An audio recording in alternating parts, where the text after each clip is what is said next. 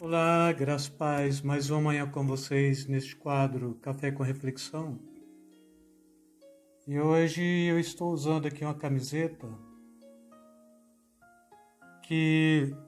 traz uma proposta: adote uma criança em ação e oração, que é uma proposta nossa mesmo, da igreja, estarmos trazendo para a consciência dos nossos filhos o conceito da família tradicional e quebrando todo o conceito de ideologia de gênero mesmo, que tanto tem assolado lares cristãos, família tradicional. E com isto, usar esta camiseta hoje já traz para mim um símbolo de muita importância, porque de fato aquilo que a gente prega, a gente tem que viver, e nós pregamos que o casamento bíblico é a união de um homem e de uma mulher, e que a família cristã tradicional, a família, é criada por um homem e uma mulher, e para a procriação, e advindo deste relacionamento os filhos, e estes filhos também devem ser conduzidos dentro desta proposta de que, de fato, a ideologia de gênero ela é falsa do ponto de vista bíblico e é verdadeira do ponto de vista bíblico da fé cristã, e bem aquele conceito de que dentro do nosso meio mesmo o menino ele veste azul e a menina veste rosa, como metáfora, né? Não como ato de vestir mesmo. Por isso eu vesti essa causa e achei interessante, porque se nós, como pais, não cuidarmos dos nossos filhos e aqueles que já têm o privilégio de terem netos, né, dos nossos netos, quem o fará? Né? O mundo não está muito preocupado com isso, senão que o mundo está tentando cada vez mais tirar proveito de circunstâncias e de instabilidade para tentar desconstruir aquilo que foi construído mesmo pela própria palavra de Deus, que no princípio criou Deus, o homem e a mulher, segundo a sua imagem e semelhança, né? Macho e fêmea os criou, e a promessa segunda, a ordenança do próprio Deus mesmo, é para que este casal fosse fecundo, que pudesse multiplicar, povoar e encher a terra. E só tem uma forma de fazer isto mesmo, é trabalhando o conceito da família tradicional, e a gente não abre mão disso. Mas bem, ainda a pauta não é esta, a pauta é Salmo 45, versículo 1 e 2. Esse salmo me chama bastante atenção, que diz: de boas palavras transborda o meu coração. Ao rei consagro o que compus. A minha língua é como a pena de um habilidoso escritor. O salmista aqui ele está mostrando alguma característica que todos quantos de fato trazemos em nós a consciência de servirmos a Deus e de que, sobretudo, somos adoradores.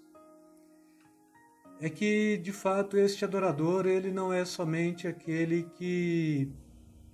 tem um dogma a ser praticado dentro da igreja, mas é aquele que tem liberdade para compor a Deus. E compor na adoração, e compor na oração, e compor bem dentro desta consciência daquilo que já está no coração. E ele propõe: de boas palavras transborda o meu coração. E este transbordar do coração de boas palavras, ela tem dois aspectos aqui, ou dois frontes para ser alcançado. Primeiro é consagrar aquilo que nós compomos ao nosso Deus, não é? E posteriormente, de boas palavras transborda o meu coração, é para levar uma palavra amiga para aqueles que estão perecendo, para aqueles que de alguma forma estão aí susceptíveis ao fracasso, ao desânimo, ao erro, ao vacilo, e que estão carentes de ouvir uma palavra amiga. Mas o mais interessante é que também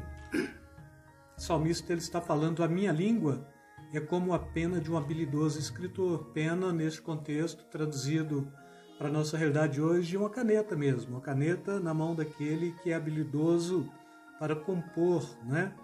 E aqui alguém diz que esta língua é como pena de um habilidoso escritor, é porque está em nossas mãos, está nos nossos lábios, a capacidade de editarmos ou reeditarmos o nosso futuro e as nossas bênçãos, mas é uma forçaçãozinha de barra, e aqui o que o salmista ele está tentando mesmo tentar mostrar é que todo cristão ele tem esta veia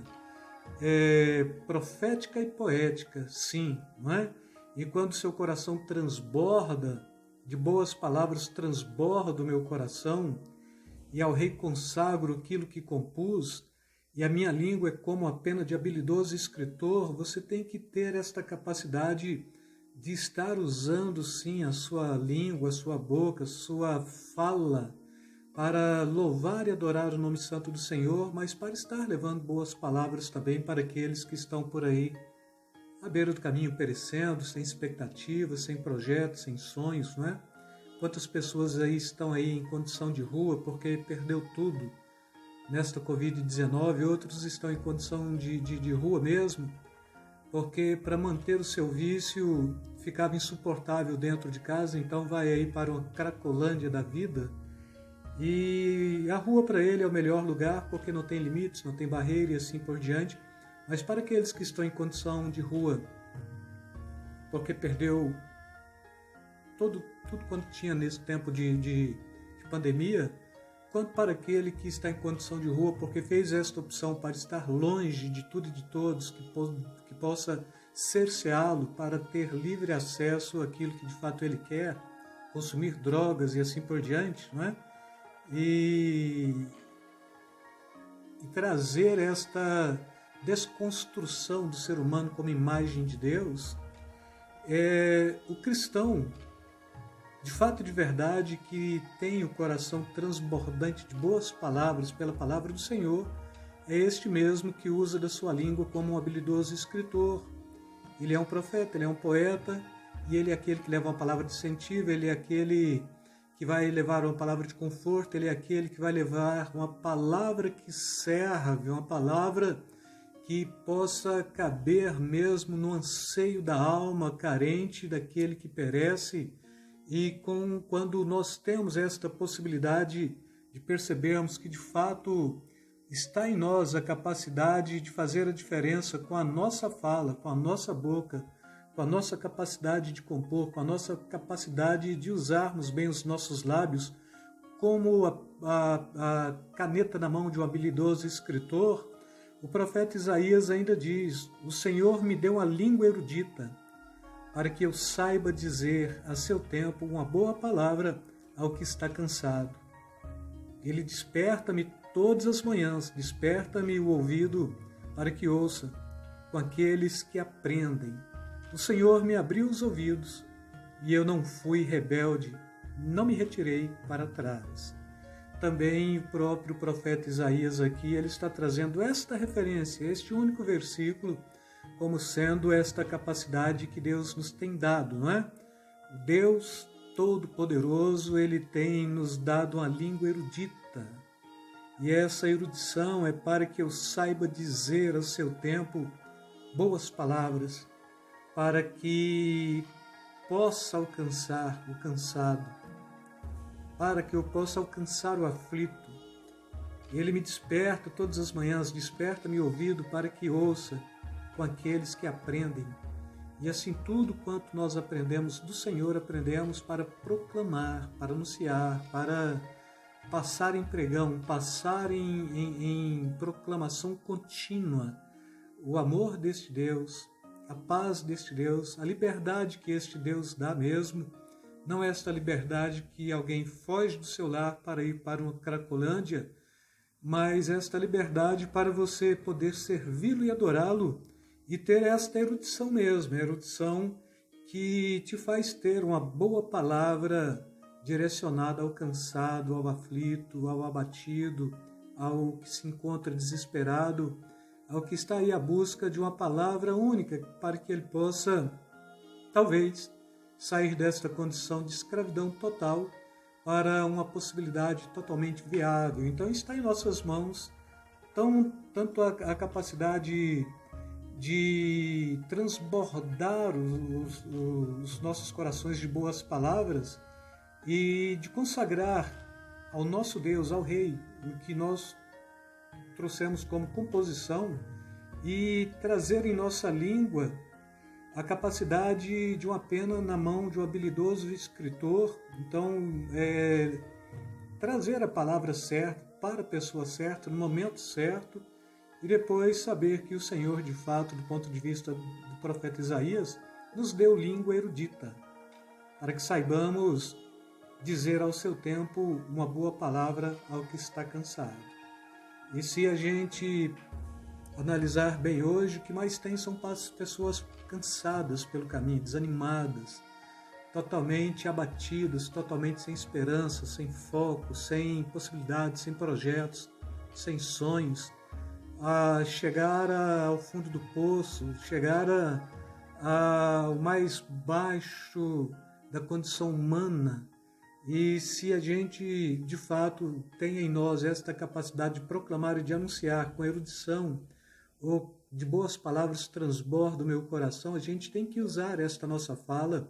para fazer algo de útil para estes que estão por aí esperando tão somente uma boa palavra, uma palavra amiga, uma palavra que serve, uma palavra que possa tirá-lo de onde ele está. E se pegar bem o slogan dessa camiseta, adote uma criança em ação e oração, então adote uma pessoa qualquer que está passando por circunstâncias assim, de condição de rua, quer porque perderam tudo, quer